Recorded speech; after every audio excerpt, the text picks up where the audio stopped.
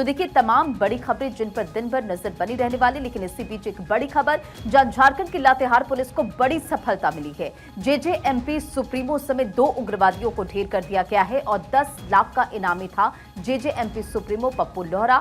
दूसरा उग्रवादी प्रभात लोहरा भी मारा गया है। तो सीआरपीएफ और झारखंड पुलिस का ये साझा आपको बताएं कि ऑपरेशन रहा जिसमें बड़ी सफलता मिली है, बड़ी सफलता हाथ लगी है। तो झारखंड से ये बड़ी खबर आपको बता रहे, झारखंड के लातेहार से करीब 7 साल पहले तक पुलिस के अधिकारी और जवान जिस जेजेएमपी के उग्रवादी के साथ जंगल में अभियान पर निकलते थे और वही जो पुलिस के लिए मोस्ट वांटेड बन गया था, और इसके बाद आज ये मुठभेड़ होती है जिसके बाद ये बड़ी सफलता पुलिस को लगती है हाथ। तो ये बड़ी खबर आपको बता रहे, लातेहार पुलिस को बड़ी सफलता मिली है।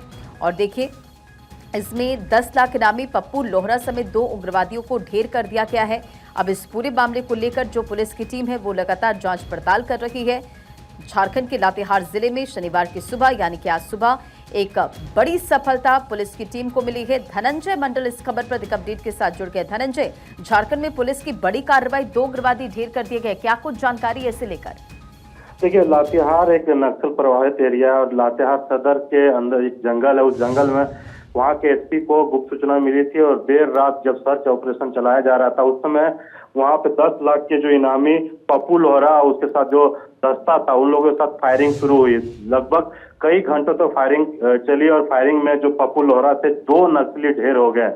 जो वहां के एसपी ने इसकी पुष्टि की और उनकी जो खोजबीन जारी है। साथ साथ जब सुबह होने के बाद वो जो और नक्सलियों के जो मूवमेंट होते हैं उसको पता लगाने की कोशिश की जा रही है। साथ साथ जो नक्सलियों के जो अवशेष है, जो सामान है, उनकी तलाश की जा रही है कि इस एरिया में आके वो क्या कर रहे थे, साथ साथ किनके सहायता से वहां पे मौजूद थे। क्योंकि जो सूत्र बता रहे हैं कि नक्सली बड़े कुछ अभियान के तहत वहां पे एक मोर्चा बना रही थी जिसके गुप्त सूचना वहां के एसपी को मिला और एसपी ने सीआरपीएफ के जवान, सेंट्रल पुलिस के जवान के साथ देर रात वहां पे गश्त करने के लिए सर्च ऑपरेशन तैयार किया। और साथ साथ जैसे ही वहां पे पता चला कि नक्सली बैठे हुए हैं तो नक्सलियों के द्वारा फायरिंग शुरू की गई। उसके बाद जवाबी फायरिंग की जाने लगी और लगभग कई राउंड की फायरिंग होने के बाद जब पप्पू लोहरा की मौत हो जाती है और क्योंकि वे प्रमुख दस्ता थे उस एरिया में, लेवी वसूली हो या फिर तमाम जो बड़े वहां पे घटना घटती थी तो इनका ही मुख्य हाथ होता था और उनके मारे जाने से जेजेएमपी का जो सरगना है एक तरह से कमजोर होगा। क्योंकि देखिए जो केंद्र सरकार की जो योजना है